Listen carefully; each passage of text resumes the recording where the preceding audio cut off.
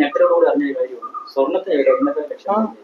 അതെ, നമ്മൾ ഉടനെ നമ്മുടെ പോഡ്കാസ്റ്റിന്റെ എക്കണോമിക് ടൈംസ് എന്ന് പറഞ്ഞ് ഉടനെ വരുന്നതായിരിക്കും. CNBC ഒക്കെ പോലെ സ്റ്റോക്ക് മാർക്കറ്റ് കാര്യങ്ങളൊക്കെ പറയും.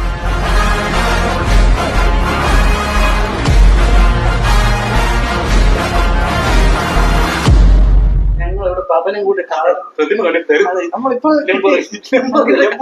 കാറിന്റെ പ്രതിമ. പിന്നെ വേറൊരു കാര്യം, പുള്ളിക്ക് വില കുറഞ്ഞു. സ്റ്റോക്ക് മാർക്കറ്റ് നോക്കിറങ്ങണല്ലോ. പിന്നെ റാമിന് വില കുറഞ്ഞിട്ടില്ല.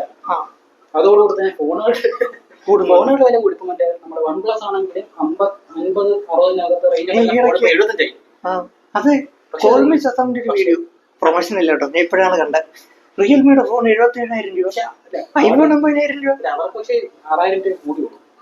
അവിടെ 65 ഇട്ടുകൊണ്ടിരുന്നത് 79 സ്റ്റാർട്ടിങ് റിയൽമിക്ക് 6,000 കൂടി. പക്ഷെ എന്ത് ചെയ്യാനാണ്, IQ കൂടി 12 കൂടി.